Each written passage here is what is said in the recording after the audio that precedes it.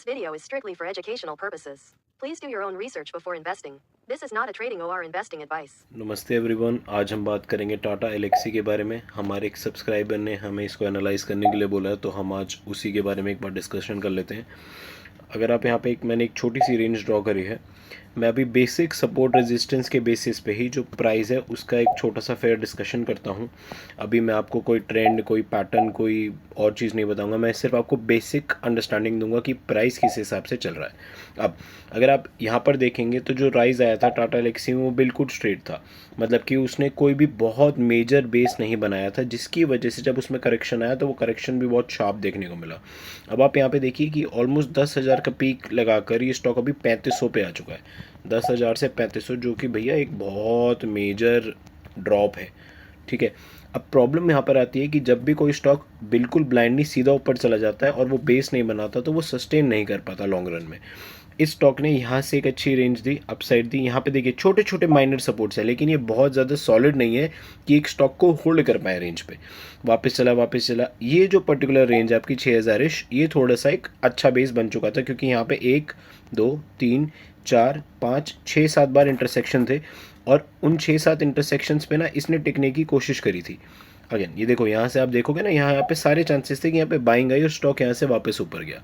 अब प्रॉब्लम क्या थी, the moment this particular range breached, जैसे ये रेंज कटा यहाँ पे स्टॉक अब वापस नीचे गया, क्लोजिंग दिया और अब वापस नीचे जाना शुरू हो गया। अब अगर आप ये वाली लाइन देखेंगे 2800 की, तो there is a very fair chance कि एलेक्सी आपको 2800 के दाम पे मिल सकता है आने वाले कुछ वीक्स में। अब प्रॉब्लम इसकी क्या है कि जैसा मैंने आपको पहले बताया कि इसका कोई बहुत मेजर सपोर्ट नहीं था जहाँ पे स्टॉक अगर रुक के जाता तो वो ज़्यादा स्टेबल रहता। अगर मार्केट में आप स्टॉक्स ट्रैक करते हैं तो आपको ये चीज़ नोटिस करनी है कि अगर कोई स्टॉक ऊपर जा रहा है डायरेक्टली, तो फिर जब वो गिरेगा तो वो उतना ही शार्प गिरेगा, क्योंकि उसका कोई बेस नहीं बना कभी भी। अगर आपको एक आइडियल स्टॉक देखना है तो आपको पहले एक स्टॉक ऊपर जाना चाहिए, थोड़ा टाइम कंसोलिडेट करना चाहिए, बेस बनाना चाहिए, फिर ऊपर बढ़ना चाहिए, फिर अगेन सेम चीज़ और फिर ऐसे। तो अभी जब ये गिरेगा ना तो यहाँ से बाउंस लेने का चांसेस ज़्यादा रखेगा और इसको ब्रीच नीचे की तरफ ब्रेक डाउन करने में भी थोड़ी सी मेहनत लगेगी, तो इतनी आसानी से नहीं जाएगा। लेकिन आप एलेक्सी में ये चीज़ नोटिस करो कि इसका एक ही बेस था जो थोड़ा सा डिसेंट था। जैसे वो ब्रीच हुआ, एक बाउंस यहाँ से आया, एक छोटा सा माइनर बाउंस यहाँ पे आया और उसके बाद वो वापस नीचे की दूसरी रेंज में। अब अगेन एक और चीज़ देखो, अगर मैं और छोटे उस पर दिखाता हूँ आपको, मतलब कैंडल्स और क्लियर दिखाता हूँ, तो आप देखो यहाँ से प्राइस रिजेक्ट हुआ, नीचे आया, इस पर्टिकुलर रेंज पे बेस है, सपोर्ट लिया, ऊपर गया, फिर रिजेक्ट हो गया, क्योंकि इतना बाइंग प्रेशर नहीं है कि ऊपर की तरफ ब्रेकआउट दे पाए। फिर रिजेक्ट हुआ, अगेन फिर कैंडल बनने की कोशिश हुई, लेकिन फिर मेजर रिजेक्शन। अब ये कैंडल नीचे की तरफ क्लोज हुई है। अगर हमें एक दिन के टाइम फ्रेम पे या फिर ये एक वीक के नीचे हमें और कैंडल देखने को मिल जाती है तो आपको 2800 के प्राइस आराम से मिल जाएगा। जो लोग इसे ऑलरेडी होल्ड करके बैठे हुए हैं, अब वो थोड़े टाइम के लिए इस पर स्टक है, क्योंकि अगेन मार्केट की कंडीशन थोड़ी सी वीक है, तो चांसेस हैं कि ये स्टॉक भी थोड़ा सा वक्त लेगा। हमारे मार्केट में सब सेक्टर्स बहुत ज़्यादा हिट हुए हैं, ऑटोमोबाइल भी बहुत ज़्यादा हिट हुआ है, और जो हमारा जो फ्यूल का इशू चल रहा है वो तो अलग ही है। तो इससे एलेक्सी पे थोड़ा बहुत हमें नुकसान देखने को मिल रहा है। अब यहाँ पर जो मेन बात है वो ये है कि 2800 पे आएगा तो यहाँ पर एक अच्छा बेस है जहाँ पे वो थोड़ा बहुत टिकने का चांस है। लेकिन वेट अ सेकेंड, देखो अगर 2800 भी ब्रीच हो गया, अगर बाय एनी चांस मैं कहता हूँ अगर 2800 भी नीचे चला गया तो जी कोई बेस ही नहीं है। 1400, उसके भी नीचे 1000, ये तो फिर बहुत ज़्यादा डिप कर जाएगा। बट आई डोंट थिंक कि इतना नीचे जाने का इतना कोई मेजर रीज़न है कि इतना ज़्यादा जो एक कोलैप्स है वो क्या। अब देखिए, मैं ये सारी चीज़ टेक्निकल बात कर रहा हूँ मैं आपसे चार्ट के बेसिस पे। अभी मैं कोई न्यूज़ कोई चीज़ इसमें इंक्लूड नहीं कर रहा। मैं एक फॉलोअप वीडियो भी बना दूंगा इस पर, जहाँ पे मैं इसका प्रॉपर तरीके से न्यूज़ और जो ग्लोबल चीज़ें इस पर इम्पैक्ट कर रही हैं उसको भी एक बार मैं डिस्कस कर लूँगा if you guys want. But मैं सिर्फ टेक्निकल के बेसिस पे आपको बता देता हूँ कि अभी देर इज़ अ चांस कि 2800 आएगा। 2800 पे अगर इसने पॉजिटिव क्लोजिंग दे दी तो वेरी वेल, अगर नहीं दिया तो ये और फर्दर नीचे क्रैकडाउन हो जाएगा, जो कि बहुत ज़्यादा गलत होगा और बहुत मेजर करेक्शन हो जाएगा।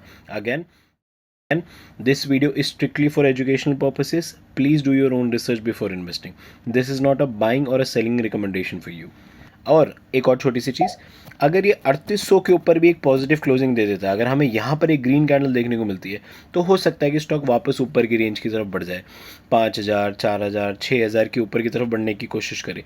लेकिन उसके लिए इसको 1 वीक के टाइम फ्रेम में ऊपर क्लोजिंग चाहिए, एग्जैक्टली 3800 मान लो आप, या फिर 3700 के ऊपर मान लो।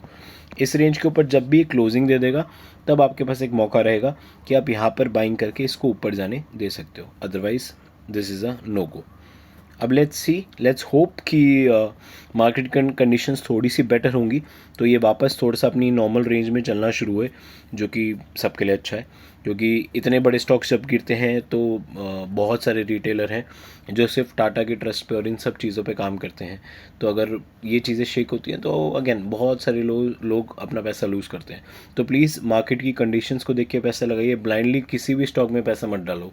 अगर आपको नहीं समझ आ रहा तो किसी एक्सपर्ट से एडवाइस लो, और अगर आपको ऐसा है कि मुझे क्विक रिटर्न्स चाहिए तो please stay away from the market for a while. अभी कोई भी स्टॉक इस पर्टिकुलर मेरी नज़र में है, इस पर्टिकुलर रेंज में नहीं है जहाँ पे मैं बोलूँ कि हाँ आप इसे ख़रीद लो, अचानक से ऊपर चला जाएगा 1 महीने में 2 महीने में। जब तक ग्लोबल सेंटिमेंट्स न्यूट्रल नहीं होते, जब तक हमारे मार्केट पॉजिटिव नहीं होती, तब तक कोई भी अपसाइड मेरे को नहीं दिखती। That is my take on Tata Elxsi. Thank you so much for watching. I hope you have an amazing day.